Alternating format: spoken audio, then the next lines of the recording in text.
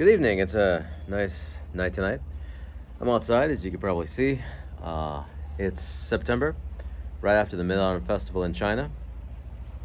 I thought I would just record this, I guess not really ad lib, but spontaneously, because I haven't really done something like this for a long time. I was gonna do a run tonight, kind of did a run walk, but very nice out. If you can't see, we've got some beautiful scenery here behind us.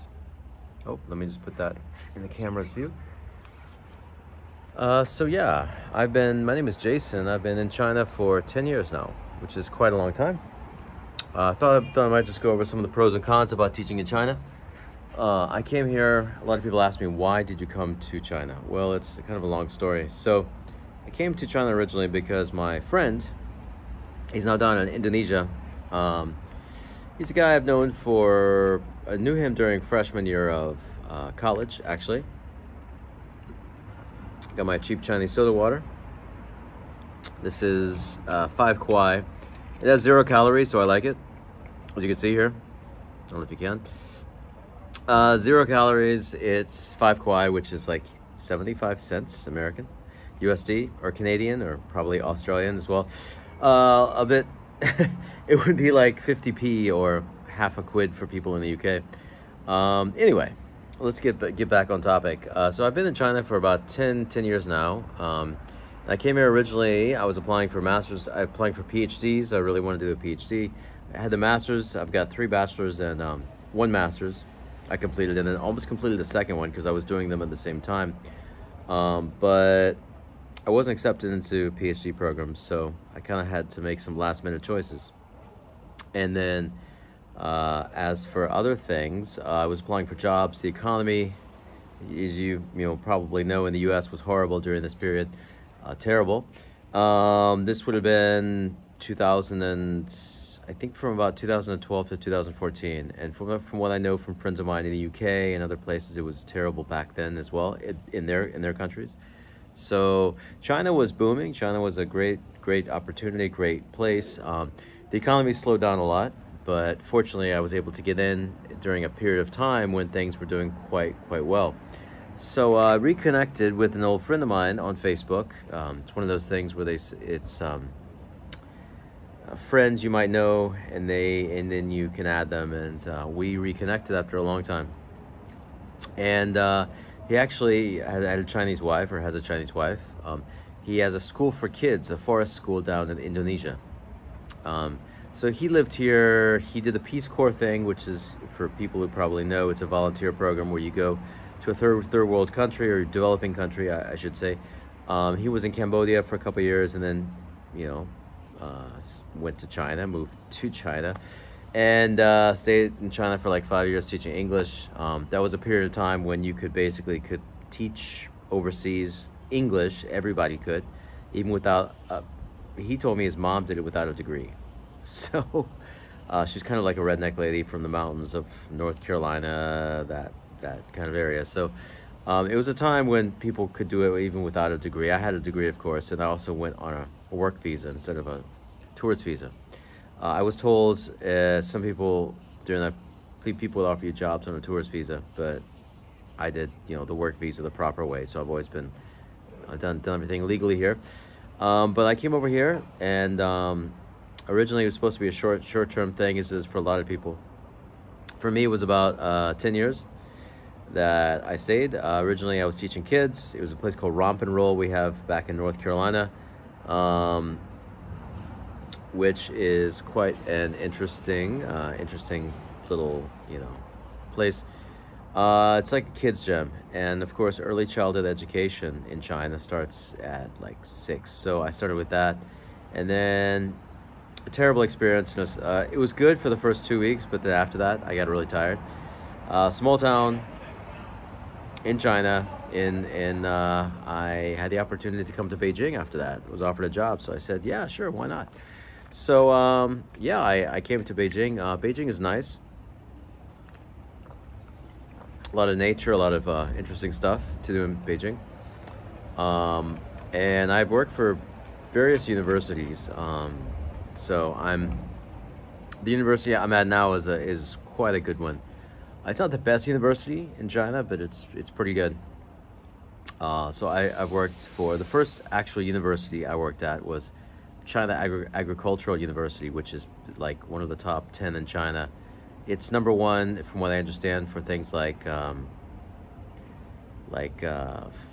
agriculture. It's kind of like Georgia Tech, or one of these top schools, which is very, very good in its field. I was teaching academic writing, and I had a pretty good salary. They put me up in a nice apartment, which was two bed, two bath in this like university party area. So this is called Wudaokou, which every Chinese person, at least every Beijing person, knows. You've got all the universities in most of the best universities in China are located in Beijing, and basically most of the universities in Beijing are located in this one area. So you just got tons and tons of kids, like tons of students, even foreign students studying Chinese. So it was a crazy place. I lived there for about a year and a half. And yeah, I mean, you have Koreans, Brazilians, French. Everyone was just on the street drinking, a lot of parties. It was it was like a college town, but on steroids. So that was a lot of fun. And I was there for, was there for some time. So I was there for about a year and a half. Only problem is I was teaching writing, so I have to bust my my for about. At the end, we had to grade like 12 to 14 hours a day, so that was absolutely terrible. So students were complaining. Now I have a very good relationship with the students. I know exactly what they want to hear and what's going to work and what's not going to work. But during that period of time, I didn't have that much experience. So, but yeah, it was a good experience. I've worked for a lot of universities here in China, and it's been good. I've also lived in the Hicks and the Sticks outside of Beijing, so I was literally living on the Great Wall, which was an interesting experience because no one speaks any English there. There's also nothing to do if you finish work at 5 or 5:30 as I did every day.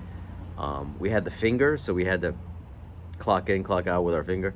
And that was quite an interesting experience. Basically, I stayed there for about 6 months, and then I said I need to get back in the city. So if you can imagine a city like Beijing is huge, right? It's a megalopolis or a huge city. If you can imagine like 2 hours away from that, it's still part of Beijing, but technically, it's a 2 hour drive. It's like a 2 hour bus ride. Cool being on the Great Wall, really relaxing. The temperature is definitely different from here, where I am now. So they're about a month behind in terms of, so now it's like mid-September, so it's about 70 degrees, 22, 23 outside, really nice, not too hot, not too cold. That's why I'm coming out here to this gazebo. Not too far from my place, but yeah, so I was even there. But yeah, I mean, I would say in terms of China, there's lots of opportunities. The main thing is just the noise. There's no pollution here, really. I mean, the government kind of took that. I can't speak for every place, but it used to be terrible when I moved to Beijing. That would have been 10 years ago, so 2014. In that it was absolutely terrible. You had days where you have to wear the mask, and it was PM 2.5 was like 600. So it literally 400. Let's not exaggerate here, but there were a couple of days where it literally just burned my eyes from the pollution. So that was bad. You had to have a pollution mask. And of course we had COVID here in Beijing, which is quite terrible. But yeah, that's been my experience in China so far. So, not sure how much longer I'm going to stay, what my deal is. But for now, it's I think I've worked my way up in the system. So I've been here for like 10 years. I didn't leave during the pandemic like most people did. So most people left during the pandemic. So I have a pretty cushy job. I've got, it's just a teaching job. I've got all my PPTs, everything. There's also a chance to earn extra money if you want. So that's kind of good. It's kind of cool. So yeah, that's kind of my story. Thought I would just record a quick video. And for anyone who used to watch the Daily Show, and now your moment of Zen.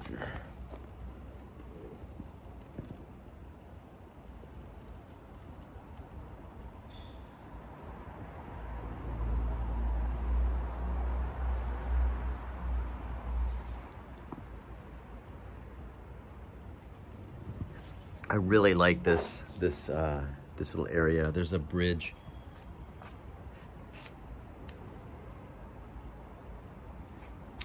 I'm just recording this on my iPhone 12, like an old iPhone, but there is this really cool, it is a really cool little area. I like it, actually.